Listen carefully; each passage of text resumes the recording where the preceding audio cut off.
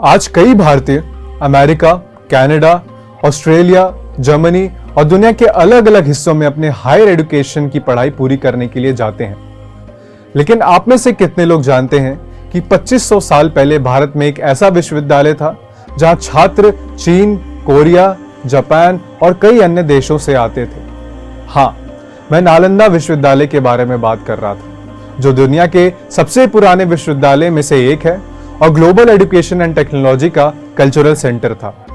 लेकिन सबसे दुखद बात यह है कि इस विश्वविद्यालय और 90 लाख पुस्तकों को आक्रमणकारियों ने राख में जलाकर नष्ट कर दिया था। और यकीन मानिए, इसे नष्ट करने का कारण अगर आप जानेंगे तो आपका खून खौल उठेगा। इतिहास की किताबों में से कई लोगों के मन में एक ही सवाल आता है कि नालंदा विश्वविद्यालय को किसने नष्ट किया और नालंदा विश्वविद्यालय के कोलैप्स का असली कारण क्या था। अगले कुछ मिनट के लिए मैं आपको नालंदा विश्वविद्यालय के रोचक तथ्यों के बारे में बताने जा रहा हूं। आइए अपने वीडियो की शुरुआत हम गुप्ता वंश के साम्राज्य से शुरू करते हैं, जहां 5वीं शताब्दी में कुमार गुप्ता द्वारा नालंदा विश्वविद्यालय का निर्माण किया गया था। नालंदा बिहार राज्य के पटना शहर में स्थित है। विश्वविद्यालय में धर्म, चिकित्सा, विज्ञान, खगोल विज्ञान, गणित और कई अन्य कोर्सेज थे। ऐसा कहा जाता है कि विश्वविद्यालय में दुनिया के विभिन्न हिस्सों से 2000 शिक्षक और 10,000 छात्र थे। यह विश्व की पहली यूनिवर्सिटी थी जहां छात्रों के बीच में बहस चालू हो जाता था रिसर्च में लॉजिकल आंसर्स ढूंढने के लिए। ग्रंथों और लेखन के साथ लगभग 90 लाख किताबें और पुस्तकालय में दर्ज की गई थी और इनमें कई लेखन शामिल हैं जिनमें टेक्निकल इनोवेशन और स्पेस रिसर्च भी शामिल है। शिक्षा से लेकर छात्रावास की सुविधा तक सब कुछ मुफ्त था। विश्वविद्यालय में प्रवेश पाने के लिए सिर्फ पढ़ाई में रुचि की ही योग्यता थी। विश्वविद्यालय का मुख्य उद्देश्य दुनिया भर में ज्ञान और इनोवेशन का प्रसार करना था और दुनिया विज्ञान और इनोवेशन में अगले स्तर की ओर बढ़ रही थी, जब तक एक तुर्की आक्रमणकारी मोहम्मद बिन बख्तियार खिलजी ने भारत पर आक्रमण कर दिया। खिलजी इस्लाम के प्रति बहुत धार्मिक थे और अपने आक्रमण में हर धर्म को नष्ट करते थे। वर्ष 1200 में बख्तियार खिलजी बीमार पड़ गए और खिलजी इतनी बुरी स्थिति में थे कि उनके डॉक्टर उनका इलाज करने में विफल रहे।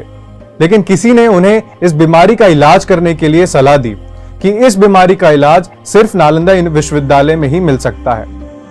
खिलजी को इस्लामी संस्कृति पर इतना गर्व था कि उन्होंने अपने धर्म से बाहर के व्यक्ति से खुद का इलाज करने से इनकार कर दिया।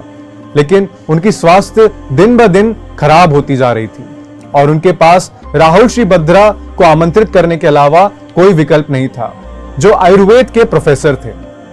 लेकिन खिलजी ने एक शर्त रखी और श्रीभद्र को आयुर्वेद जैसी कोई हिंदू सांस्कृतिक दवा दिए बिना उन्हें ठीक करने के लिए कहा और चतुराई से भद्र ने इस चुनौती को स्वीकार कर लिया और अगले दिन वह कुरान के साथ लौट आए और खिलजी को कुरान पढ़ने के लिए बोला।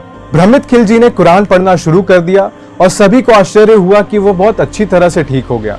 कुरान के पीछे का इलाज है कि श्रीभद्र ने कुरान के पन्नों में आयुर्वेद की दवा का इस्तेमाल किया और जब खिलजी पन्ने पलटने के लिए अपने जीभ का इस्तेमाल करते थे तो वह अनजाने में वो दवाई का सेवन कर रहे थे।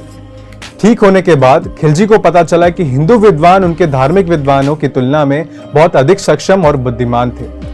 इसलिए वो विश्वविद्यालय के सभी को इस्लाम में परिवर्तित करना चाहते थे। लेकिन विश्वविद्यालय ने उनके प्रस्ताव को शांतिपूर्वक अस्वीकार कर दिया और खिलजी ने हिंदू धर्म, बौद्ध धर्म और आयुर्वेद के ज्ञान को नष्ट करने का फैसला लिया। इसलिए उसने विश्वविद्यालय को जलाकर कई भिक्षुकों और शिक्षकों को मार डाला। पुस्तकालय इतना विशाल और मजबूत था कि इसे पूरी तरह जलने में 3 महीने लगे। 90 लाख से अधिक शास्त्रों और पुस्तकों के विनाश के साथ ये छिपे हुए इतिहास के कुछ हिस्से हैं जो नालंदा विश्वविद्यालय से भागे कुछ शिक्षकों और छात्रों से ज्ञात हैं। खिलजी ने न केवल नालंदा बल्कि कई मंदिर और सांस्कृतिक स्थलों को भी नष्ट कर दिया था। लेकिन इससे भी ज्यादा दुखद बात यह है कि हम रेलवे स्टेशन का नाम बख्तियार खिलजी के नाम पर रखकर एक हमलावर की महिमांडन कर रहे हैं और नालंदा की प्राचीन भारत के सबसे पुराने विश्वविद्यालय की पंक्ति के अलावा कोई पहचान नहीं बची है। साथ ही कई लोगों के मन में यह सवाल था कि अगर 2022 में नालंदा विश्वविद्यालय होता तो दुनिया कैसा होता।